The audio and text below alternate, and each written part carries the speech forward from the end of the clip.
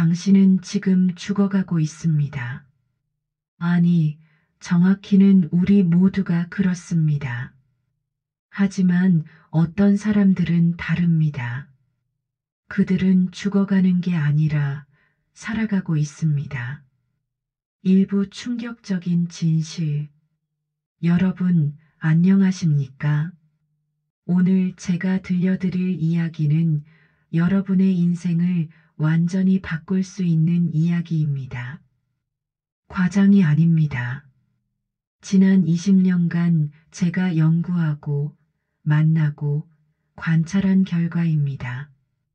통계청 자료를 보면 우리나라 사람들의 90%가 80세를 넘기지 못합니다. 10명 중 9명이 80세의 벽 앞에서 멈춥니다. 잠시 생각해 보세요. 여러분 주변의 10명을 떠올려 보세요. 그중 9명은 80세를 넘기지 못한다는 뜻입니다. 이게 무슨 의미일까요? 많은 사람들이 이렇게 생각합니다. 그래, 원래 사람은 늙는 거야. 어쩔 수 없지. 유전자도 있고, 운도 있고. 하지만 저는 놀라운 사실을 발견했습니다. 지난 20년간 100세 넘게 사신 분들을 연구하면서 80세의 벽을 넘은 사람들과 넘지 못한 사람들을 비교 분석했습니다. 의료 기록을 살펴보고 인터뷰를 하고 그들의 일상을 관찰했습니다. 그 결과는 충격적이었습니다. 80세의 벽을 넘은 사람들과 넘지 못한 사람들의 차이는 유전자가 아니었습니다. 경제력도 아니었습니다. 운도 아니었습니다. 그것은 바로 하루를 사는 방식이었습니다. 평범하게 들리시나요? 하지만 이게 얼마나 중요한지 지금부터 차근차근 말씀드리겠습니다. 2분 나이는 숫자가 아니다. 우리는 흔히 착각합니다. 나이를 숫자로 봅니다. 50세가 되면 뭔가 달라질 거라고 생각합니다. 60세가 되면 늙었다고 생각합니다. 70세가 되면 인생이 끝나간다고 생각합니다. 마치 자동차 계기판처럼 숫자가 올라가면 몸도 따라서 망가진다고 믿습니다. 하지만 진실은 전혀 다릅니다. 몸이 늙는 건 나이 때문이 아닙니다. 나이는 단지 시간의 흐름을 나타내는 숫자일 뿐입니다. 진짜 원인은 무엇일까요? 마음이 먼저 늙기 때문입니다. 생각이 먼저 굳어지기 때문입니다. 태도가 먼저 무너지기 때문입니다. 제가 만난 78세 할머니가 계십니다. 이분은 무릎이 아파서 병원에 오셨습니다. 의사는 이렇게 말했습니다. 나이가 있으시니까 당연히 아프죠. 그날 이후 할머니는 걷기를 멈췄습니다. 나이 때문이래. 어쩔 수 없지. 2년 후 할머니는 거동이 불편해졌습니다. 5년 후에는 요양원에 가셨습니다. 반대로 82세 할아버지가 계십니다. 역시 무릎이 아파서 병원에 오셨습니다. 같은 의사가 같은 말을 했습니다. 나이가 있으시니까. 하지만 이 할아버지의 반응은 달랐습니다. 나이가 뭐 대수야. 무릎 운동 좀 하면 되겠네. 할아버지는 매일 수영장에 갔습니다. 물속에서 걸었습니다. 6개월 후 무릎 통증이 사라졌습니다. 지금 90세이신데 여전히 매일 수영하십니다. 같은 나이, 같은 증상, 같은 의사의 말. 하지만 결과는 완전히 달랐습니다. 차이가 뭐였을까요? 바로 마음가짐이었습니다. 어느 노년의학 전문가가 이런 말을 했습니다. 인간의 수명은 3번 결정됩니다. 첫 번째는 태어날 때 부모로부터 받은 유전자, 두 번째는 살아가는 환경, 그리고 세 번째는 바로 본인의 마음가짐입니다. 여기서 핵심은 이겁니다. 유전자는 바꿀 수 없습니다. 이미 태어났으니까요. 환경도 쉽게 바꾸기 어렵습니다. 경제적, 사회적 여건이 있으니까요. 하지만 마음가짐은 어떻습니까? 지금 당장 바꿀 수 있습니다. 아니, 지금 이 순간도 바꾸고 있습니다. 더 놀라운 건 마음가짐이 바뀌면 환경이 바뀝니다. 환경이 바뀌면 유전자조차 다르게 작동합니다. 이걸 과학 용어로 후성 유전학이라고 합니다. 같은 유전자를 가지고 있어도 어떻게 사느냐에 따라 유전자의 발현이 달라진다는 겁니다. 쌍둥이 연구가 있습니다. 똑같은 유전자를 가진 일란성 쌍둥이를 60년간 추적 조사했습니다. 놀랍게도 60년 후 두 사람의 건강 상태는 완전히 달랐습니다. 한 명은 건강했고 한 명은 만성질환에 시달렸습니다. 유전자는 같은데 결과는 달랐습니다. 차이는 생활 습관이었습니다.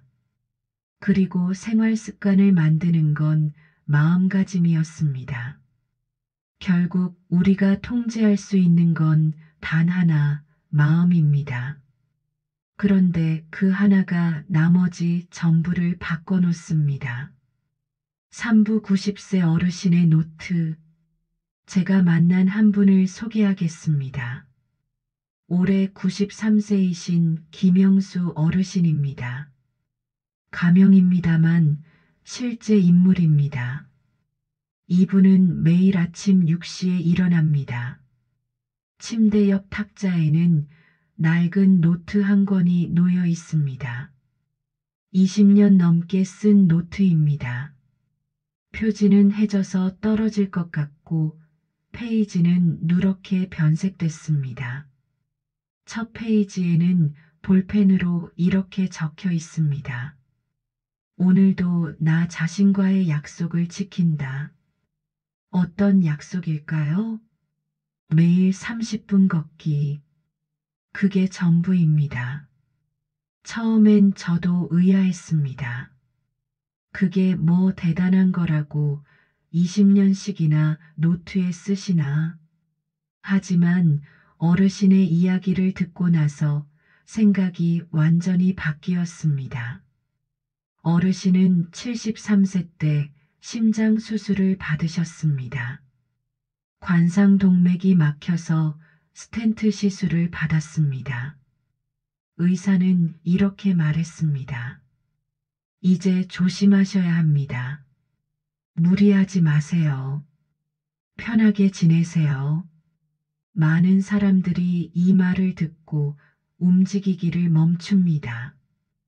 의사가 조심하래. 편하게 지내래. 그리고 소파에 앉아서 TV만 봅니다. 하지만 김 어르신은 달랐습니다. 조심하라는 게 움직이지 말라는 게 아니지. 건강하게 살라는 거지. 어르신은 그날부터 매일 걷기 시작했습니다. 처음엔 5분도 못 걸었습니다. 숨이 차고 다리가 후들거렸습니다. 하지만 포기하지 않았습니다. 매일 5분씩 걸었습니다. 일주일 후에는 10분, 한 달 후에는 20분, 3개월 후에는 30분을 걸을 수 있었습니다. 20년이 지난 지금, 93세인 지금도 매일 30분을 걷습니다. 어르신은 이렇게 말씀하셨습니다. 젊은 사람, 나는 걸으면서 세상을 느끼네. 아침 햇살이 내 얼굴을 간지럽히는 것, 새들이 지저귀는 소리, 바람이 나뭇잎을 흔드는 소리, 옆집 강아지가 꼬리치며 다가오는 것. 그 모든 게 나에게 말해주지. 너 아직 살아있구나 하고 말이야. 어르신의 주치의는 이렇게 말했습니다. 그 습관이 어르신 수명을 최소 10년은 연장시켰을 겁니다. 아니, 사실 더 정확하게는 건강 수명을 연장시켰죠. 단순히 오래 사는 게 아니라 건강하게 오래 사시는 겁니다. 그러자 어르신은 빙그레 웃으시며 대답하셨습니다. 아니요, 선생님, 나는 수명을 연장한 게 아니라네. 매일 하루를 더 깊이 산 것뿐이야. 오늘도 세상을 느꼈고, 내 몸이 움직이는 걸 느꼈고, 살아있음을 느꼈네. 그게 전부야. 이 말이 저에게 큰 깨달음을 주었습니다. 오래 사는 게 중요한 게 아니라 깊이 사는 게 중요하다는 것. 숫자가 아니라 의미가 중요하다는 것. 어르신의 노트를 보여주셨습니다. 20년간의 기록이 빼곡히 적혀 있었습니다. 2004년 3월 15일, 오늘도 30분 걸었다. 목련이 피었다. 2008년 7월 22일, 오늘도 30분 걸었다. 손주가 태어났다. 2015년 11월 3일, 오늘도 30분 걸었다. 아내가 떠났다. 2023년 5월 10일, 오늘도 30분 걸었다. 아직 살아있다. 기쁜 날도 슬픈 날도 아픈 날도 행복한 날도 어르신은 매일 걸었습니다. 그리고 그걸 기록했습니다. 이게 내 인생의 증거야. 내가 살아온 날들의 기록이지. 숫자가 아니라 이야기야. 사부 시간은 평등하지 않다. 흔히 이런 말을 합니다. 시간은 모두에게 평등하다. 하지만 이건 반쪽짜리 진실입니다. 주어진 시간은 평등합니다. 하루 24시간, 1년 365일. 이건 모두에게 똑같습니다. 하지만 시간의 질은 평등하지 않습니다. 어떤 사람의 하루는 의미로 가득 차 있습니다. 움직임으로, 대화로, 감사로, 배움으로 채워져 있습니다. 어떤 사람의 하루는 텅 비어 있습니다. 소파에 앉아 TV를 보고 핸드폰을 만지작거리고 시간을 흘려보냅니다. 둘 다 24시간입니다. 하지만 10년 후, 20년 후를 보면 완전히 다릅니다. UCLA 장수 연구소의 연구가 있습니다. 70세 이상 노인 1만 명을 10년간 추적 조사했습니다. 결과가 뭐였을까요? 매일 의미 있는 활동을 하는 사람은 그렇지 않은 사람보다 사망률이 43% 낮았습니다. 43%입니다. 여기서 의미 있는 활동이란 게 거창한 게 아닙니다. 산책, 요리, 정원 가꾸기, 독서, 친구와의 대화, 이런 것들입니다. 핵심은 의미입니다. 그냥 시간을 때우는 게 아니라 의미를 찾는 겁니다. 오부 80세의 벽을 넘는 5가지 습관. 그렇다면 구체적으로 어떻게 해야 할까요? 80세의 벽을 넘은 사람들을 연구한 결과 놀랍게도 공통적인 5가지 습관이 있었습니다. 이건 제 개인적인 의견이 아니라 수백 명의 장수 노인들을 인터뷰하고 분석한 결과입니다. 첫 번째, 매일 걷기. 걷지 않으면 혈관이 막힙니다. 혈관이 막히면 뇌도 막힙니다. 뇌가 막히면 생각도 막힙니다. 이게 단순한 비유가 아닙니다. 의학적 사실입니다. 우리 뇌는 전체 체중의 2%밖에 안 됩니다. 하지만 전체 혈액의 20%를 소비합니다. 뇌는 엄청난 양의 산소와 영양분이 필요합니다. 혈액순환이 안 되면 뇌가 제일 먼저 타격을 받습니다. 기억력이 떨어지고 판단력이 흐려지고 결국 치매로 이어집니다. 걷기는 가장 완벽한 운동입니다. 심장을 뛰게 하고 혈액을 순환시키고 뇌를 깨웁니다. 하버드 의대 연구팀이 30년간 추적 조사한 결과가 있습니다. 매일 30분 이상 걷는 사람은 그렇지 않은 사람보다 심혈관 질환 위험이 40% 낮았습니다. 더 놀라운 건 치매 발병률입니다. 50%나 낮았습니다. 절반입니다. 하지만 걷기는 단순한 운동이 아닙니다. 걷는 것은 명상입니다. 걸으면서 우리는 생각을 정리합니다. 복잡했던 마음이 차분해집니다. 걷는 것은 세상과의 대화입니다. 계절의 변화를 느낍니다. 자연의 소리를 듣습니다. 살아있음을 확인합니다. 걷는 것은 자기 자신과의 약속입니다. 오늘도 나는 나를 돌본다는 약속입니다. 제가 만난 85세 할머니가 계십니다. 이분은 55세 때 유방암 진단을 받았습니다. 수술하고 항암 치료받고 너무 힘들었습니다. 회복 후 의사가 말했습니다. 이제 운동을 시작하세요. 할머니는 그날부터 걷기 시작했습니다. 처음엔 너무 힘들었습니다.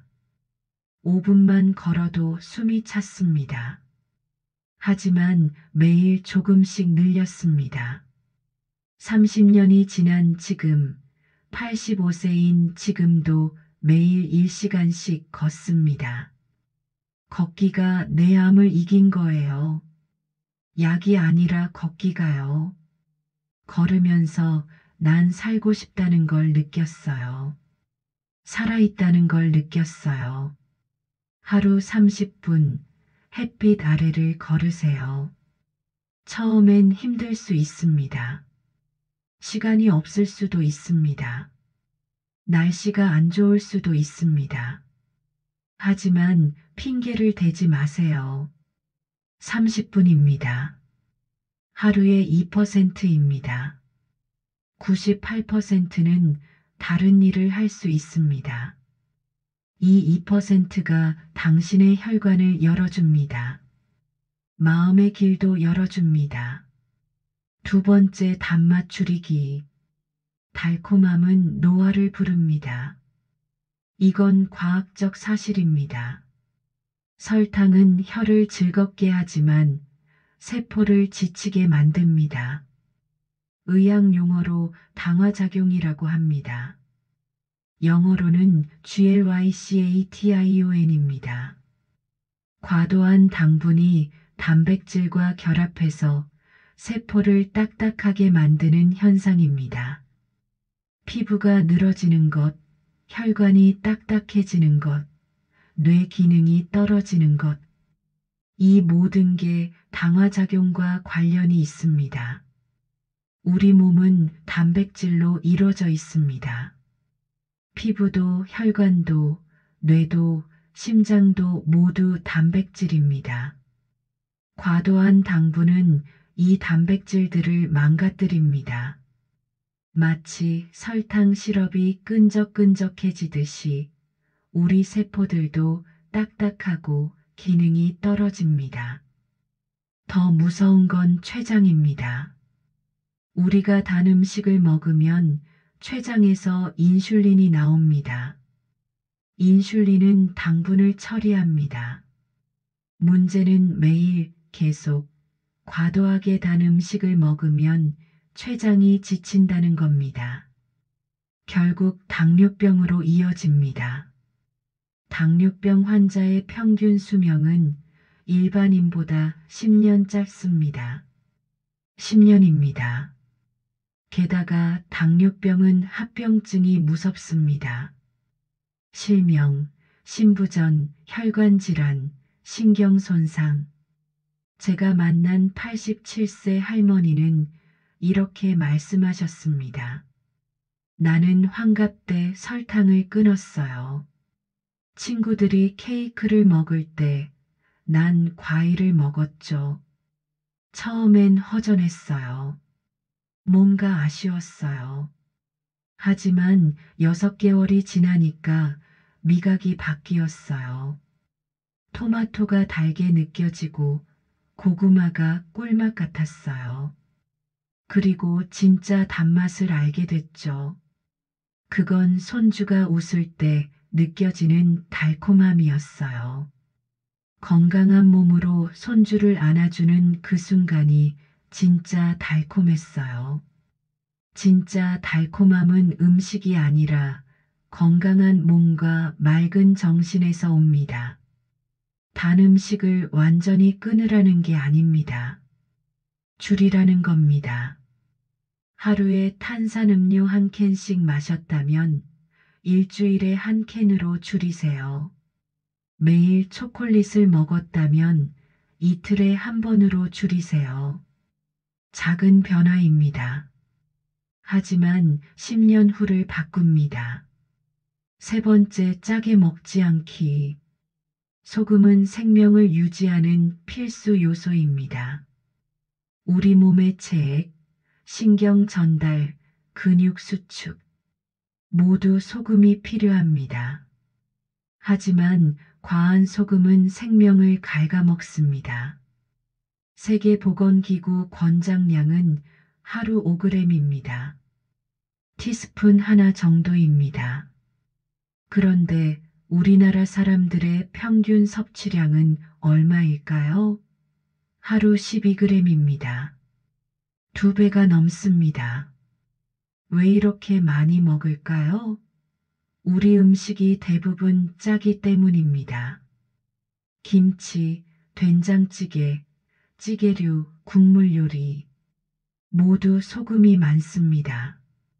짠 음식은 혈압을 올립니다. 이건 누구나 아는 사실입니다.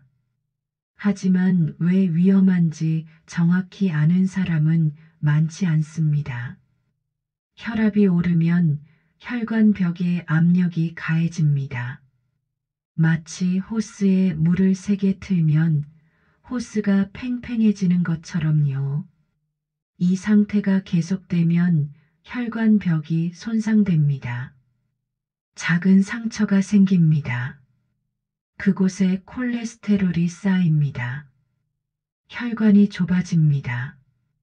결국 뇌졸중이나 심근경색이 옵니다. 뇌졸중, 한쪽 뇌혈관이 막히거나 터지는 병입니다. 반신마비가 오고 언어장애가 오고 심하면 사망합니다. 심근경색, 심장혈관이 막히는 병입니다. 갑자기 가슴을 쥐어짜는 통증이 오고 응급실에 가지 못하면 사망합니다. 이 두 질환이 우리나라 사망 원인 2위, 3위입니다. 그리고 가장 큰 위험 요인이 바로 고혈압입니다. 한 연구 결과가 있습니다. 소금 섭취량을 절반으로 줄인 사람들을 10년간 추적했습니다. 뇌졸중 위험이 23% 감소했습니다. 23%입니다. 그냥 짜게 먹지 않는 것만으로 뇌졸중 위험을 4분의 1 가까이 줄일 수 있습니다. 제가 만난 80세 할아버지가 계십니다. 이분은 60세 때 뇌졸중으로 쓰러지셨습니다. 다행히 빨리 발견해서 큰 후유증은 없었습니다. 의사가 말했습니다. 이제 소금을 줄이셔야 합니다. 할아버지는 그날부터 식단을 바꿨습니다. 김치도 덜 짜게, 국도 싱겁게, 찌개도 거의 먹지 않았습니다. 처음 2주는 정말 힘들었답니다. 음식이 맛이 없어. 이게 밥이야 뭐야. 하지만 한 달이 지나자 미각이 바뀌었습니다. 재료 본연의 맛이 느껴지기 시작했습니다.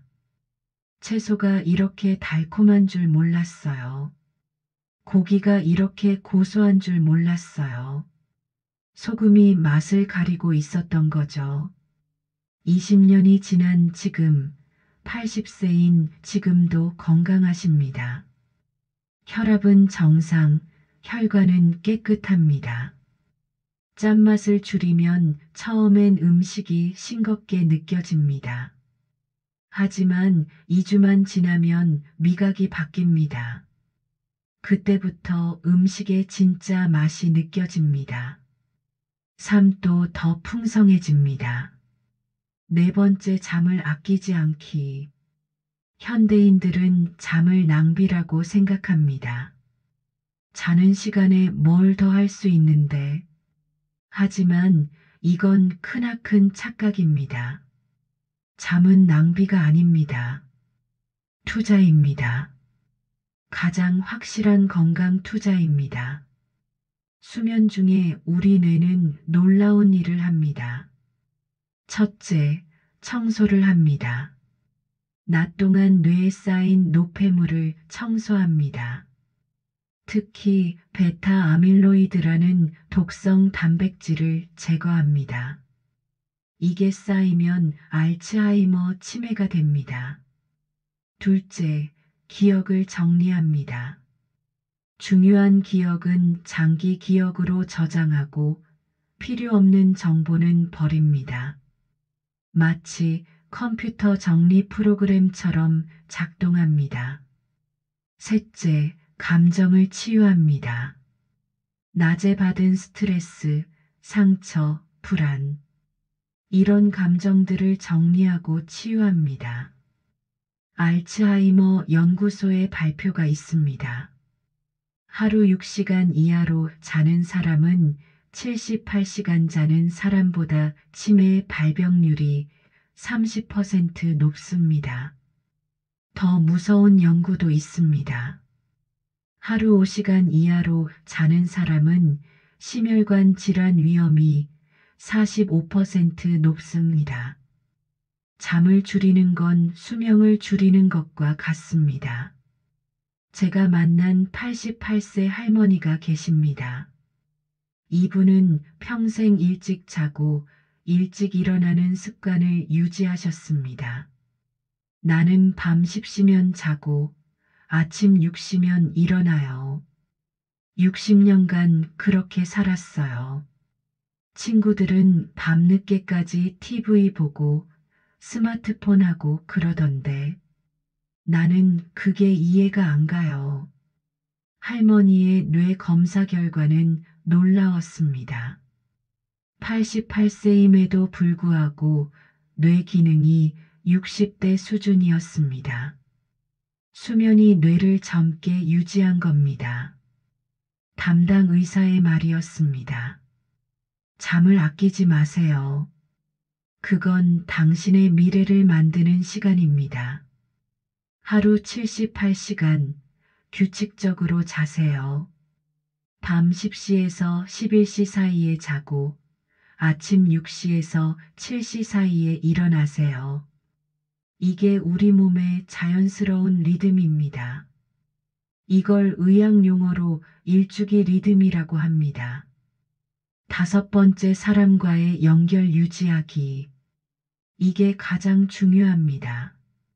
앞에 네 가지를 다 실천해도 이게 없으면 소용없습니다. 외로움은 담배보다 무섭습니다. 과장이 아닙니다. 과학적 사실입니다. 브리검영 대학교 연구팀이 148개 연구를 메타 분석했습니다. 전 세계 30만 명 이상의 데이터를 분석했습니다. 결과가 뭐였을까요? 친밀한 사회적 관계를 유지하는 사람은 그렇지 않은 사람보다 사망 위험이 50% 낮았습니다. 50%입니다. 절반입니다. 비교하자면 담배를 피우면 사망 위험이 약 30% 높아집니다. 외로움이 담배보다 더 위험하다는 뜻입니다. 왜 그럴까요? 외로움은 스트레스 호르몬을 증가시킵니다. 코르티솔이라는 호르몬입니다. 이게 계속 높으면 면역력이 떨어집니다. 염증이 증가합니다. 혈압이 오릅니다. 결국 모든 질병의 위험이 높아집니다. 반대로 친밀한 관계는 우리를 치유합니다. 누군가와 대화하면 옥시토신이 분비됩니다. 사랑 호르몬이라고 불리는 호르몬입니다. 이게 스트레스를 줄이고 혈압을 낮추고 면역력을 높입니다. 누군가와 웃으면 엔돌핀이 나옵니다. 자연적인 진통제입니다. 통증을 줄이고 기분을 좋게 만듭니다. 누군가의 손을 잡으면 세로토닌이 증가합니다. 행복 호르몬입니다. 우울증을 예방하고 마음을 안정시킵니다. 우리는 함께 있을 때 살아있음을 느낍니다. 하버드 성인 발달 연구, 세계에서 가장 긴 행복 연구입니다. 1938년부터 시작해서 지금까지 85년째 진행 중입니다. 700명 이상의 사람들을 평생 추적했습니다. 건강 검진을 하고 인터뷰를 하고 가족들을 만나고 뇌를 촬영하고 85년간의 연구 끝에 나온 결론이 뭐였을까요? 행복하고 건강한 삶을 결정하는 가장 중요한 요소는 좋은 관계다. 돈도 아니고 명예도 아니고 지위도 아닙니다. 따뜻한 관계입니다. 제가 만난 90세 할아버지가 계십니다. 이분은 매주 수요일 친구들을 만납니다. 60년 넘게 알고 지낸 친구들입니다. 이제 5명밖에 안 남았어요. 원래 15명이었는데 세월이 야속하지. 그렇게 말씀하시면서도 매주 빠지지 않고 만나십니다. 커피 한 잔 마시면서 이야기를 나눕니다. 무슨 대단한 이야기를 하나요? 제가 물었습니다. 별거 없어요. 오늘 뭐 먹었는지, 손주가 뭐 했는지, 날씨가 어떤지. 그냥 그런 이야기들이에요. 하지만 그게 좋아요. 함께 있다는 게 좋아요. 할아버지의 건강 상태는 또래보다 훨씬 좋았습니다. 주치의는 이렇게 말했습니다. 그 친구 모임이 할아버지를 살리고 있어요. 매주 수요일이 기다려지니까 건강을 챙기시는 거예요. 사람과의 연결이 삶의 이유가 됩니다. 내일을 기대하게 만듭니다. 혼자 있지 마세요. 누군가와 연결되어 있으세요. 가족과 대화하세요. 친구에게 전화하세요. 이웃에게 인사하세요. 동호회에 가입하세요. 봉사활동을 하세요. 무엇이든 좋습니다. 중요한 건 연결입니다.